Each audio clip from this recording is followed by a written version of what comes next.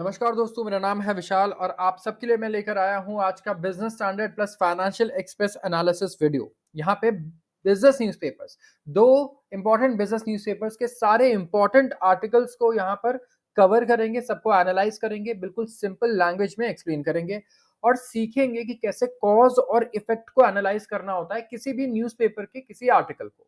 और हम लोग बिजनेस न्यूज़पेपर्स चूज करते हैं क्योंकि सबसे इंपॉर्टेंट हर आदमी के लिए हमें लगता है बिजनेस न्यूज़पेपर ही है। तो शुरुआत करूंगा मैं सबसे पहले आर्टिकल से। उससे पहले इस चैनल को अभी सब्सक्राइब कर दीजिए और लाइक कर दीजिए अगर आपको ऐसे वीडियोस पसंद है। Cautious demand scenario weighs on TCS show in Q2। किन लोगों के लिए इंपॉर्टेंट है ये वाला स्पेसिफिक आर्टिकल? एक तो जो आईटी सेक्टर में है, चाहे वो कॉलेज में है या फिर वो जॉब कर रहे हैं। दूसरा, जो लोग इन्वेस्टमेंट करते हैं, चाहे आप म्यूचुअल फंड में एसआईपी करते हैं, कुछ भी करते हैं, आप याद रखिए टीसीएस इंडिया के one of the biggest companies में से एक है और आईटी इंडिया के सबसे बड़े सेक्टर्स में से एक है। म्यूचुअल फंड से लेके कोई भी इन्वेस्टमेंट प्रोडक्ट जरूर आईटी में इन्वेस्ट करता है। यहाँ पर टीसीएस के रिजल्ट्स आए हैं। टीसीएस के रिजल्ट्स को लोग बहुत ध्यान से देख रहे थे क्योंकि आगे जो आईटी सेक्टर के रिजल्ट्स हैं उसकी प्रोडिक्शन भी इसके हिसाब से की जाएगी। तो यहाँ पे डिमांड सिनारियो थोड़ा कॉशियस है। अगर आप देखेंगे टीसीएस ने एस्टिमेट्स को बीट किया लेकिन कुछ खास नहीं किया है, लोगों का ये कहना है।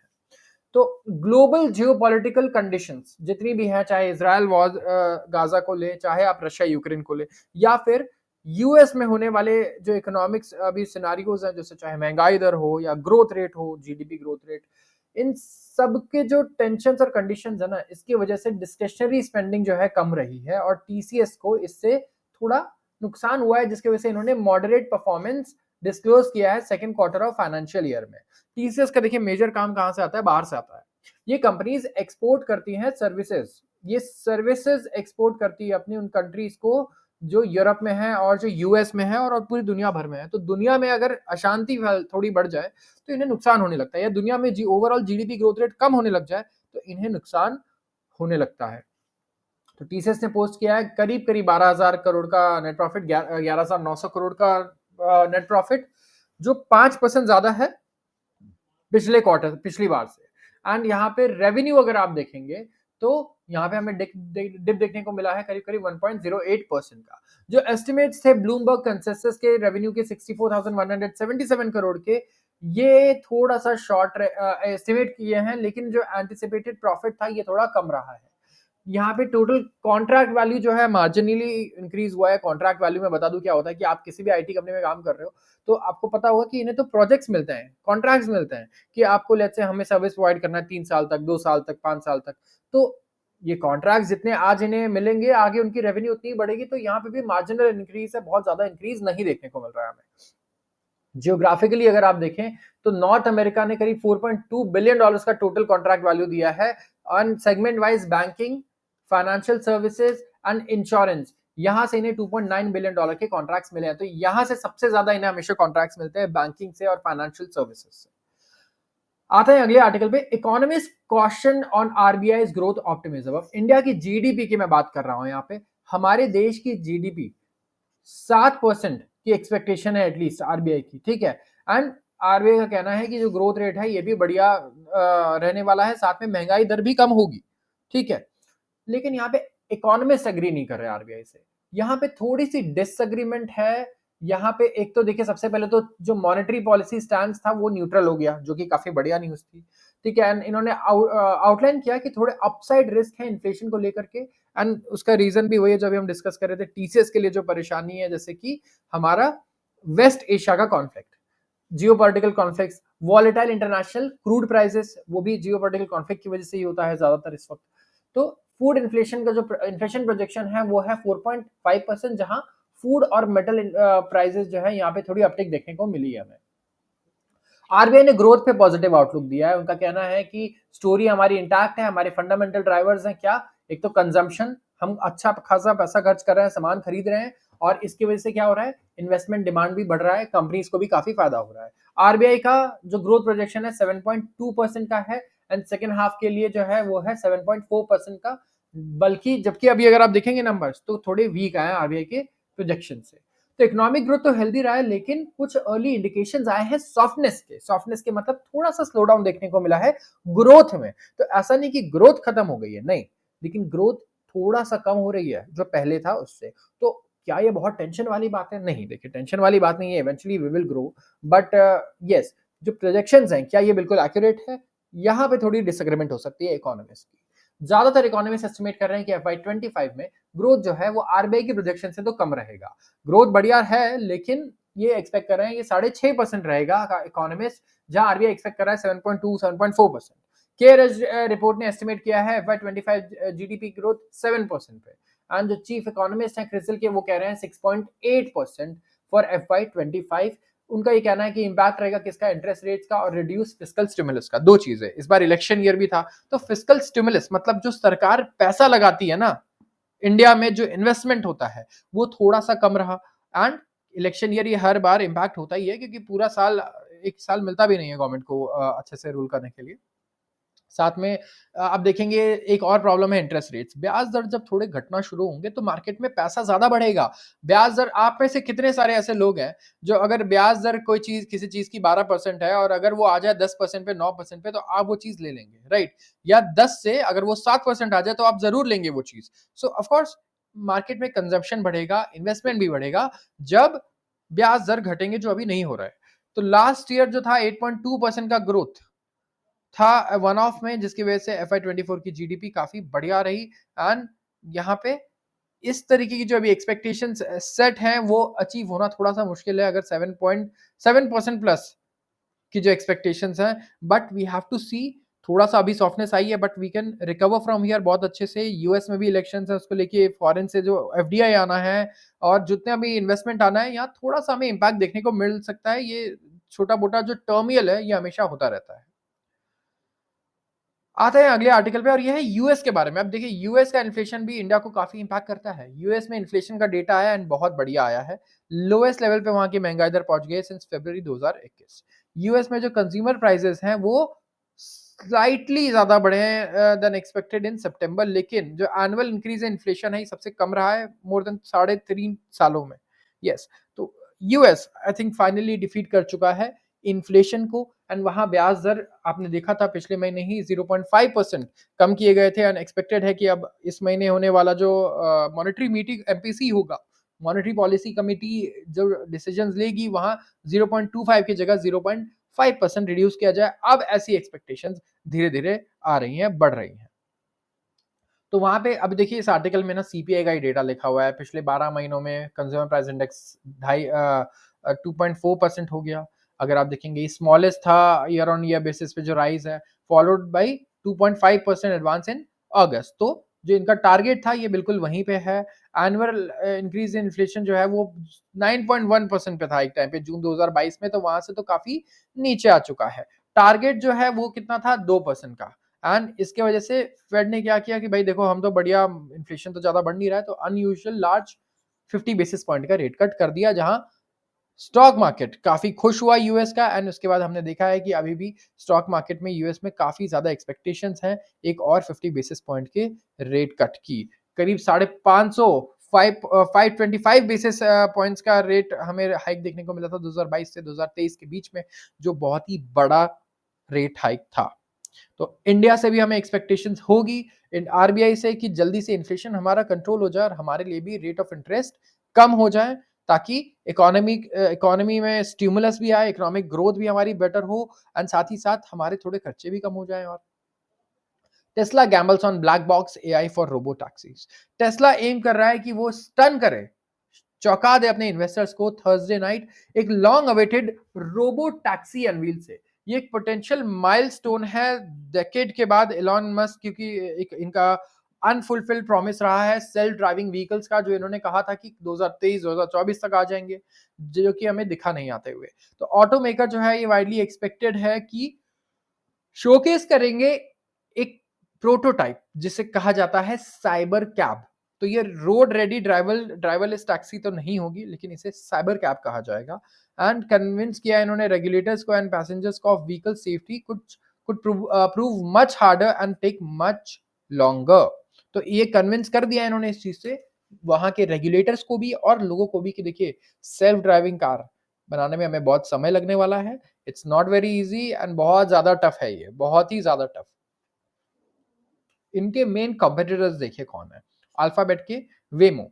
जो रोबो टैक्सी फ्लीट्स एक्सपैंड कर रहे हैं और ये ऑलरेडी ऑपरेट कर रहे हैं। आप एक बार गूगल पे सर्च कीजिए, यूट्यूब पे वेमो नाम से। ये गूगल का प्रोजेक्ट है, गूगल की प्रोजेक्ट सॉरी पेरेंट कंपनी है अल्फाबेट। वेमो नाम से इनका ये प्रोजेक्ट है सेल्फ ड्राइविंग कार्स का, एंड सिलेक्टेड सिटीज में ये कार्स चल रही हैं एज टैक्सीज। तो Tesla has to date pursued a different technological path than all of its major self driving rivals। यहाँ इन्होंने जो टेक्नोलॉजी अडॉप्ट किया ना सेल्फ ड्राइविंग कार के लिए, वो काफी अलग है। जैसे मैंने बताया आपको, गूगल के पास, अल्फाबेट के पास वेमो है, तो ये एक अलग टेक्नोलॉजी यूज करते हैं सेल्फ ड्राइविंग के लिए, एंड टेस्ला बिल्कुल अलग चीज यूज करना चाहता है सेल्फ ड्राइविंग के लिए। तो one with potentially high rewards but also higher risk to both business and its passengers, according to Reuters interviews with more than dozen executives, consultants, and academics specializing in self-driving technology and 3 former Tesla autonomous vehicle engineers। तो इन सब लोगों से पूछा गया, Reuters ने सबसे पूछा, और सबका ये कहना है कि यहाँ पे हायर रिस्क है, हायर रिवॉर्ड भी है, लेकिन पैसेंजर्स एंड बिजनेस दोनों के लिए रिस्क ज्यादा है यहाँ पे, जो टेस्ला कर रहा है, जो टेस्ला की टेक्नोलॉजी है। टेस्ला की जो स्ट्रैटेजी है ना, ये रिलाई करती है कॉम्बिनेशन ऑफ कंप्यूटर विजन पे। तो ये कैमरा यूज करते हैं, समझ लीजिए रियल आई यूज कर रहे हैं एक तरीके से, उसकी जगह कैमरा है। एंड जैसे ह्यूमन अपने आईज को यूज करता है, और एआई टेक्नोलॉजी की वजह से, जैसे हम कहते हैं end to end machine learning, ये इंस्टेंटली ट्रांसलेट करते हैं इमेजेस को ड्राइविंग डिसीजंस में कि यहाँ पे क्या करना है। जो टेक्नोलॉजी है इनकी FSD फीचर है, इनका full self driving assistance feature इसमें इंक्लूडेड रहता है। और डिस्पाइट फुल सेल्फ ड्राइविंग इसका नाम है, लेकिन ये ऑपरेट नहीं किया जा सकता है safely without a human driver. तो मस्क का कहना है कि टेस्ला जो है ये सेम अप्रोच यूज कर रही है फुल्ली ऑटोनॉमस रोबो टैक्सीज के लिए भी। इनके जो कंपिटिटर्स हैं इंक्लूडिंग वेमो, अमेजन का जॉक्स, एंड जनरल मोटर का क्रूज, एंड काफी सारी चाइनीज फर्म्स भी हैं, वो भी सेम टेक्नोलॉजी यूज करती हैं, लेकिन वो typically लेयर करती है on redundant systems and sensors जैसे कि radar, lidar and sophisticated mapping. तो ये लाइडार वगैरह अगर आप वेमो को भी देखेंगे तो मेरे ख्याल से वेमो भी लाइडार टेक्नोलॉजी ही यूज करता है, जो अल्फाबेट के अंदर आता है। तो टेस्ला की जो स्ट्रैटेजी है बहुत सिंपल है एंड काफी चीपर भी रहेगी, लेकिन दो क्रिटिकल वीकनेस है। ठीक है, यहाँ पे एक तो without layer technology used by it's peer, Tesla का जो सिस्टम होगा वहां पे एज केसेस होंगे, मतलब रेयर ड्राइविंग सिनेरियोज जो self driving systems and human engineers struggle करते हैं एंटिसिपेट करने में, एंटिसिपेट नहीं कर सकते। और दूसरा एक मेजर चैलेंज रहेगा end to end AI technology, जिसे हम ये कहते हैं ब्लैक बॉक्स। तो टेस्ला के इंजीनियर ने कहा कि इसको बनाना नियरली इम्पॉसिबल है, and to see what went wrong जब ये मिसबिहेव करता है एंड एक्सीडेंट करता है। तो ये जो इनएबिलिटी है क्या फेलियर को आइडेंटिफाई ना कर पाने की, इसकी वजह से काफी मुश्किल हो जाता है कि आप सेफ गार्ड कर पाओ। तो देखिए टेक्नोलॉजी कॉम्प्लेक्स है, इन्हें मैं I think I am not the best person जो इन चीजों को एक्सप्लेन करे, रादर देन कोई टेक्निकल इंसान है वो इसे ज्यादा अच्छी तरीके से एक्सप्लेन कर सकता है। बट हम लोग इस तरीके का परसेप्शन डेवलप करेंगे सबसे पहले as a business and as consumers. सबसे पहले तो यूएस एंड यूरोप जैसी जगहों पे हो सकता है ये चीजें पॉसिबल है अभी की फुल सेल्फ ड्राइविंग कार्स आ जाए और इस तरीके की टेक्नोलॉजी आए, बट इंडिया जैसी जगहों पे इट इज वेरी डिफिकल्ट फिलहाल, बिकॉज सबसे पहले तो इसके लिए बहुत ही अच्छा इंफ्रास्ट्रक्चर चाहिए, जहां तक हमें लगता है ये बहुत ही महंगा होगा। एंड इससे काफी सारे ड्राइवर्स की तो जॉब चली जाएगी हमें लगता है, अगर ये सेल्फ ड्राइविंग कार्स आ गई तो इससे नुकसान ही नुकसान है। अगर देखोगे इंडिया जैसे कंट्रीज में या फिर दूसरे एशियन कंट्रीज में जहां पे we have good amount of working population and हमें जॉब्स क्रिएट करनी है लोगों के लिए, तो ये प्रॉब्लम जरूर हमें फेस करना पड़ेगा इंडिया में। तो we don't really want this technology right now, हम चाहते हैं कि अभी लगे इसमें टाइम, हमें कोई प्रॉब्लम नहीं होगी इससे। ऑल्दो ऑटोमेशन से काफी चीजों में हमें बेटर हेल्प मिल सकती है, मेडिसिन में काफी बेटर हमें रिजल्ट्स देखने को मिल सकते हैं, हेल्थ केयर में काफी बढ़िया रिजल्ट्स देखने को मिल सकते हैं, but for driving and everything मुझे लगता है कि अभी it is going to take a lot longer. आते हैं अगले एक एडिटोरियल आर्टिकल पे, two big risks two big challenges for India. यहाँ बात कर रहे हैं दो बड़े रिस्क की एंड दो चैलेंजेस की इंडिया के लिए। तो आइए जानते हैं कि क्या है ये दो चैलेंजेस। फाइनेंस मिनिस्ट्री ने लेटेस्ट रिव्यू ऑफ इकोनॉमी में पब्लिश किया, जो 26 सितंबर को आया था। इन्होंने एक्सूड किया है कॉन्फिडेंस, काफी कॉन्फिडेंस दिखाया है इंडियन इकोनॉमी के लिए। सबसे पहले कि भाई बहुत ही बढ़िया हमारे फंडामेंटल्स हैं, ग्रोथ है, इनका जो प्रिडिक्शन है वो है 6.5 to 7% ग्रोथ का in FY25। And 2 week later जो प्रोस्पेक्ट था फोरकास्ट का being appended by global events is very real. Oil prices सबसे पहले तो देखिए $80 पर बैरल आगे 70 से, करीब 16% का इंक्रीमेंट हुआ सितंबर के लो से। तो Indian economy can take the increase in its stride. लेकिन अगर आप देखें जो इवेंट्स इन वर्ल्ड हो रहे हैं, ये हो सकता है ऑयल को $100 के पार भी पहुंचा दे, ये भी पॉसिबल है, राइट? हम देखिए जब भी प्लान करते हैं ना किसी कंट्री के बारे में या सिटी के बारे में, लेट्स से हम प्लानिंग कर रहे हैं, तो हमेशा बेस्ट केस सिनेरियो मान के नहीं चल सकते हैं कभी भी। हमें वर्स्ट केस चीजें सोचनी पड़ेंगी, क्योंकि लोगों की लाइफ डिपेंड करती है इस पर, फ्यूचर डिपेंड करता है लोगों का। तो यहाँ पे ऑयल हो सकता है कि $100 के पार चले जाए, बिल्कुल हो सकता है, क्योंकि हमारे हाथ में तो है नहीं ना, राइट? हमारे हाथ में है नहीं। कोई भी अगर कुछ परेशानी करता है, मिडल ईस्ट में वॉर होता है, कॉन्फ्लिक्ट होता है, ऑयल के दाम जरूर ऊपर जाएंगे वहां से। तो nothing new here, optimist would argue. जो ऑप्टिमिस्ट लोग हैं वो कहेंगे नहीं यार, इसमें तो क्या ही है, कोई नई बात नहीं है, ये तो हमेशा होता रहता है। And world has shrugged off worries about oil prices for over 30 months since February 2022, जब रशिया ने कमेंस किया military operations in Ukraine. June 2022 में ऑयल है ऑयल $120 पर बैरल चला गया फ्रॉम जुलाई 2022, एंड तब से ये $100 के नीचे ही रहा है और $80 के भी नीचे रहा है मोस्ट पार्ट में। तो ये कोई बड़ी बात नहीं है, अगर ऊपर गया भी तो ये तुरंत नीचे आ जाएगा, ये सिर्फ शॉर्ट टर्म के लिए होगा। दो फैक्टर कंट्रीब्यूट करते हैं इस रिमार्केबल आउटकम को, एक तो है नेटो और दूसरा है ईयू, जहां पे प्राइस कैप लगा हुआ है $60 का। $60 का प्राइस कैप क्या है भाई? देखिए, जो भी आप रशिया से ऑयल परचेज कर रहे हैं ना, उसमें आप रशिया से $60 से ज्यादा इन्हें नहीं पे कर सकते। यस, तो इससे क्या होगा? रिड्यूस होगा dependence on oil supplies from Russia, and cap turned out to be quite effective. दूसरा जो डॉक्ट्रिन है मैनेज एस्केलेशन का, ये भी काफी बढ़िया रहा है। इस डॉक्ट्रिन के अकॉर्डिंग नेटो जो है ये प्रोग्रेसिवली खुद तो पार्टिसिपेट नहीं करेगा यूक्रेन रशिया वॉर में, लेकिन ये इक्विपमेंट्स देता रहेगा यूक्रेन को कि ये रशिया से फाइट करता रहे। तो बेसिकली आप दूर हैं, आप अपने ऑफिस में बैठे हैं आराम से, आप बस अपने हथियार वहां पे भेज रहे हैं दो लोगों की जहां लड़ाई हो रही है, ताकि आप उन्हें इनडायरेक्टली सपोर्ट करें। और each step on escalatory ladder would be manage, so NATO itself was not drawn into direct conflict। ये तो हमने समझ लिया कि नेटो खुद डायरेक्ट कॉन्फ्लिक्ट में आना चाहता ही नहीं है रशिया के साथ।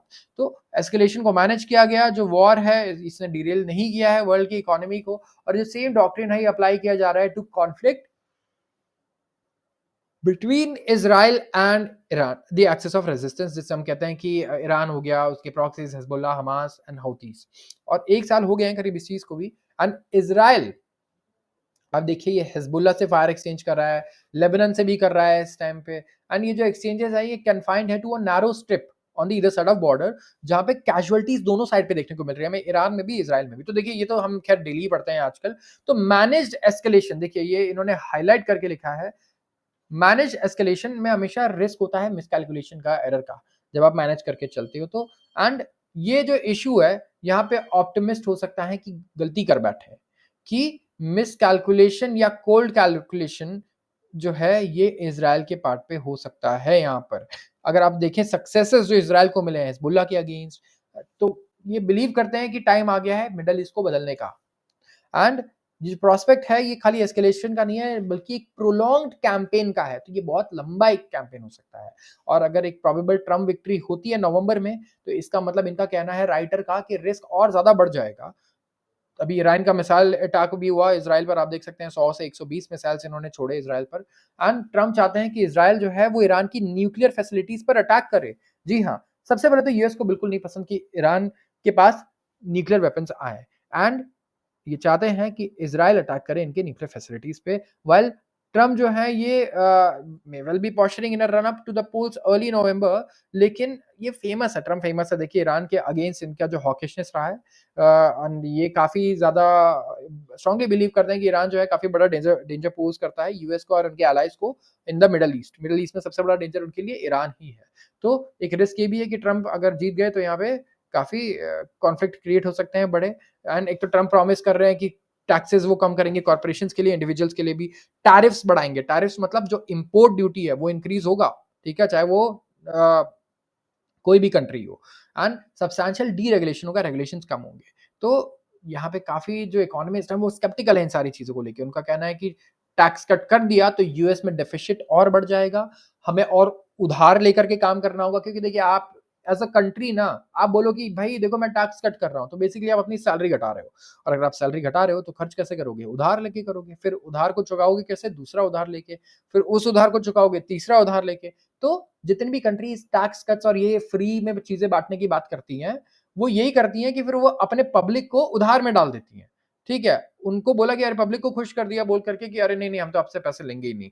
आप टैक्स रखो, कोई दिक्कत नहीं है, आप ये भी मत पे करो, आप ये भी फ्री में रखो और फिर क्या करती हैं कि वो जाती है, उनके नाम पे लोन ले लिया जाता है, ठीक है? एंड फिर वो लोन आप 25 साल तक के 25 क्या 100 साल तक आप और आपके जो आगे की जनरेशन्स हैं वो चुकाते रहेंगी और उस लोन को चुकाने के लिए वो और बोरो करेंगी, पैसे की वैल्यू और ज़्यादा तेज़ी से कम होगी और इससे और प्रॉब्लम्स क्रिएट होंगी।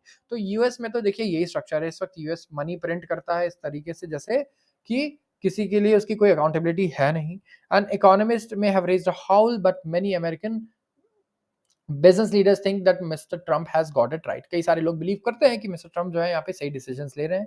जो भी लॉन्ग टर्म इम्पैक्ट रहेगा, इनकी जो पॉलिसीज़ हैं, वो डिस्रप्टिव तो होंगी, इतना कहना बिल्कुल आप कह सकते हैं 100% मतलब एग्री कर सकते हैं इस बात पे, चाहे कोई उनके अगेंस्ट हो या उनके प्रो हो।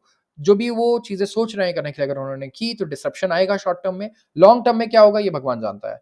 इकोनॉमी इतनी बड़ी हो चुकी है, चीज़ें इतनी बड़ी हो चुकी हैं और इतने छोटी-सी चीज़ों का इतने बड़े-बड़े इफेक्ट्स क्रिएट हो जाते हैं ना, कि आप कभी भी एक्यूरेटली प्रेडिक्ट नहीं कर सकते हो, कि ये करोगे तो 10 साल बाद या 20 साल बाद यही होगा। 2 रिस्क अप्लाई होते हैं to world economy as a whole.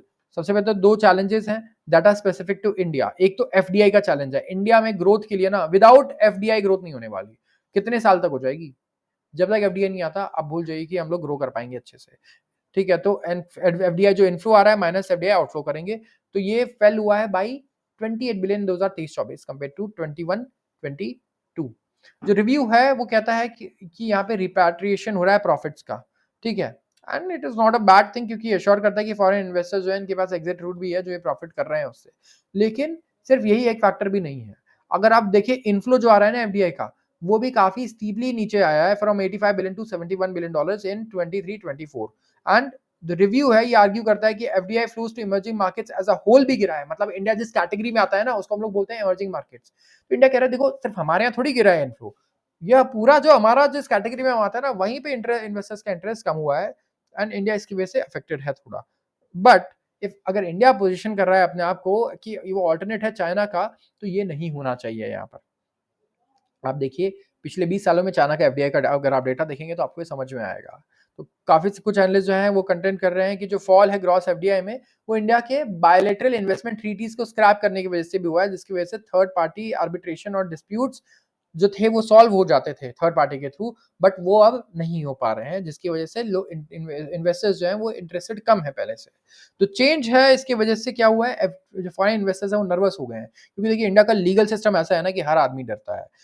Specifically आप देखिए कि जो शरीफ आदमी है या कोई भी है, उसके साथ भी बुरा हो जाए तो वो ये डरता है कि भाई मुझे जाना ही नहीं है कोर्ट में केस करने क्योंकि मुझे पता है मेरी पूरी लाइफ निकल जाएगी एक छोटे से केस के लिए।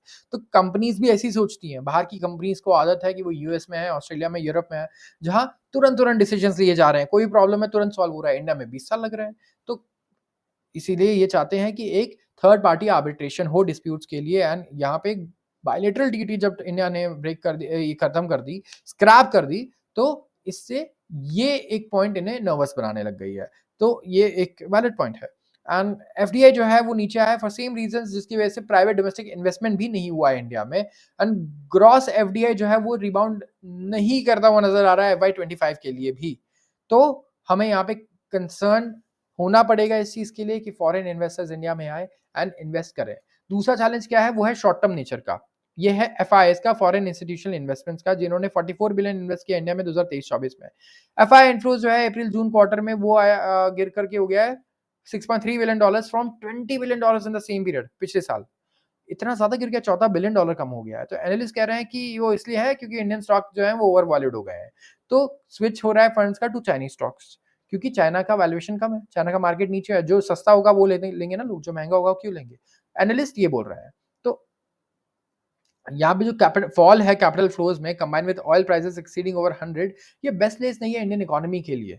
सबसे पहले तो ऑयल प्राइसेस $100 के अगर ऊपर जाता है एंड इसी तरीके से अगर ऑयल जो कैपिटल फ्लोज हैं ये कम होते हैं तो ये डबल इम्पैक्ट कर रहा है, डबल वैमी कर रहा है इंडिया के लिए। तो हैप्पीली इंडिया का जो एक्सटर्नल पोजीशन है वो स्ट्रांग है कि इस सिनेरियो से हम लोग आराम से कोप कर सकें, जैसे कि ऑयल प्राइसेस वगैरह हैं और डिसरप्शंस है इकोनॉमी में, ये हमारी ग्रोथ प्रोजेक्शंस को थोड़ा कम कर सकते हैं, बट येस ग्रोथ रेट 6-7% के लेवल पे है ऑलरेडी, तो यहाँ से 6%, 6.5% से नीचे जाता हुआ तो हमें नजर नहीं आएगा। तो इंडिया को कंसिडरेबल सक्सेस मिला है पिछले कुछ सालों में ऐसी इंस्टेबिलिटी से डील करने में। जो थ्रेट है टू ग्रोथ एंड स्टेबिलिटी, ये बाहर से आ रहे हैं, ना कि इंडिया से। Geopolitical risk, protectionism.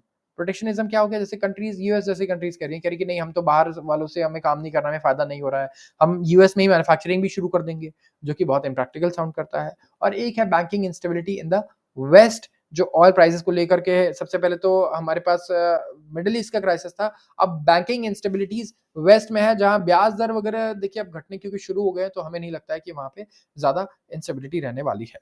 तो आज के लिए बस इतना ही। अगर आपको वीडियो पसंद आई हो तो जरूर इसे लाइक करें एंड चैनल को सब्सक्राइब करना बिल्कुल भी ना भूलें। आप सबका बहुत बहुत धन्यवाद।